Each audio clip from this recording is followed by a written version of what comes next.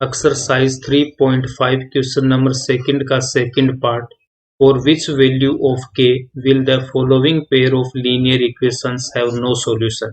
Linear equation में हमने तीन केस स्टडी कर रखे हैं कि अगर मेरा यूनिक सॉल्यूशन है तो a1 upon a2 does not equals to b1 upon b2 होगा, और इन्फानाइट मेनी सॉल्यूशंस है तो तीनों रेशियो क्या होगा, सेम होगा। और मेरे पास अगर नो सॉल्यूशन है तो उस केस में लाइंस पैरेलल होगी और उनका जो रेशियो होगा a1 अपॉन a2 इक्वल होगा b1 अपॉन b2 के, but does not equals to होगा किसके, c1 अपॉन c2 के। तो यहाँ से देखो फर्स्ट इक्वेशन और सेकंड इक्वेशन को हम स्टैंडर्ड इक्वेशन में कन्वर्ट करेंगे।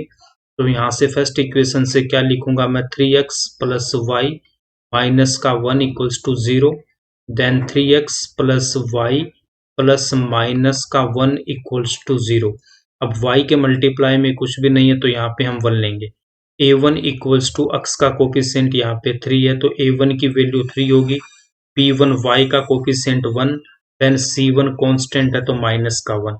अब इसके बाद सेकंड इक्वेशन को हम स्टैंडर्ड में कन्वर्ट करेंगे तो 2k minus 1 into x plus k minus 1 into y, और इस पूरे ब्रैकेट वाली वैल्यू को LHS में लेके आऊंगा तो यहाँ पे क्या होगा, माइनस का 2k प्लस 1 इक्वल्स टू 0।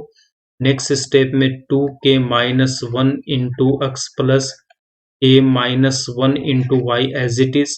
अब इसको हम लिखेंगे प्लस फिर bracket minus 2k plus 1 equals to 0।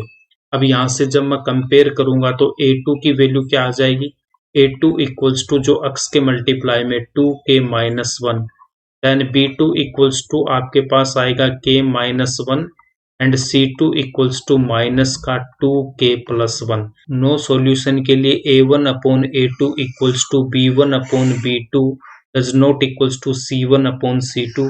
तो यहाँ पे इनकी वैल्यू पुट करेंगे तो a1 की वैल्यू क्या थी मेरे पास 3 एंड a2 की वैल्यू 2k माइनस 1। तो यहाँ से मैं लिखूंगा 3 upon 2k minus 1, then b1 की वैल्यू 1 एंड b2 की वैल्यू k माइनस 1। p1 की वैल्यू 1 है एंड b2 की वैल्यू k माइनस 1, c1 की वैल्यू माइनस 1 एंड c2 की value minus 2 bracket 2k plus 1। First part और सेकंड पार्ट यहाँ पे मेरा इक्वल है तो इनको जब मैं सोल्व करूंगा तो यहाँ से मुझे k की वैल्यू आ जाएगी। तो 3 मल्टीप्लाई होगा k माइनस 1 से, तो 3 को मल्टीप्लाई करूंगा k माइनस 1 से, और 1 मल्टीप्लाई होगा 2k माइनस 1 से, 1 मल्टीप्लाई होगा 2k माइनस 1 से। तो यहाँ से आएगा मेरे पास 3k माइनस का 3 इक्वल्स टू 2k माइनस 1।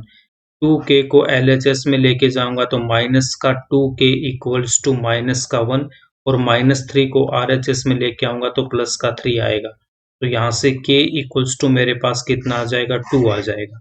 तो k इक्वल्स टू 2 पे क्या हो जाएगा, इसका नो सॉल्यूशन हो जाएगा और यही हमारा इसका आंसर हो जाएगा। वेरीफाई करने के लिए k इक्वल्स टू 2 हम पुट करेंगे यहाँ पे इस इक्वेशन में। इस इक्वेशन में k इक्वल्स टू हम 2 पुट करेंगे तो यहाँ पे हमारे पास में एक इक्वेशन आएगी, और उसको जब मैं इस इक्वेशन से कंपेयर करके इनका जब रेशियो निकालूंगा तो a1 अपॉन a2 इक्वल आएगा b1 अपॉन b2 के, बट c1 अपॉन c2 का रेशियो इक्वल नहीं आएगा। तो यहाँ से देखो हमने k इक्वल्स टू 2 पुट करेंगे यहाँ पे, तो k की वैल्यू कितनी आएगी मेरे पास, यहाँ पे भी 2 आएगा, और यहाँ पे भी मैं 2 रखूंगा, और यहाँ पे भी मैं k की वैल्यू 2 रखूंगा। तो यहाँ से कितना आएगा मेरे पास, 2 इंटू 2 माइनस का 1 into x plus 2 minus 1 into y plus minus 2 into 2 plus 1 equals to 0। तो यहाँ से कितना आएगा देखो, 4 माइनस 1, 4 माइनस 1 कितना हो जाएगा, 3x प्लस यहाँ पे 2 माइनस 1 कितना 1, तो 1 इंटू वाई, फिर यहाँ पे कितना आएगा देखो 4 और प्लस 1 5 और माइनस, तो माइनस का 5 इक्वल्स टू 0। तो एक इक्वेशन तो मेरे पास यहाँ पे ये आ गई, और दूसरी जो इक्वेशन थी वो क्या थी आपके पास में, 3x प्लस वाई और माइनस का 1 इक्वल्स टू 0।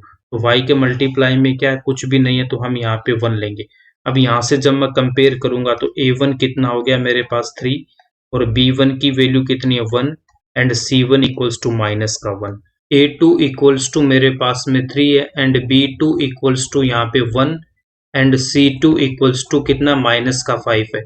अब यहाँ से हम रेशियो इसका फाइंड आउट करेंगे तो a1 upon a2 equals to कितना आएगा मेरे पास, 3 upon 3, equals to 1 and B1 upon B2 equals to 1 upon 1 equals to 1, C1 upon C2 equals to minus का 1 अपॉन माइनस का 5 equals to 1 upon 5। A1 upon A2 की value 1 है, B1 upon B2 की value भी 1 है और C1 upon C2 की value 1 upon 5 है। A1 अपॉन A2 इक्वल है B1 अपॉन B2 के और ये C1 अपॉन C2 के इक्वल नहीं है और यही हमारी कंडीशन होती है। तो ये कंडीशन हमारी सेटिस्फाई हो रही है, इसका मतलब हमारा जो आंसर है k इक्वल्स टू 2 वो करेक्ट है और यही इसका आंसर हो जाएगा।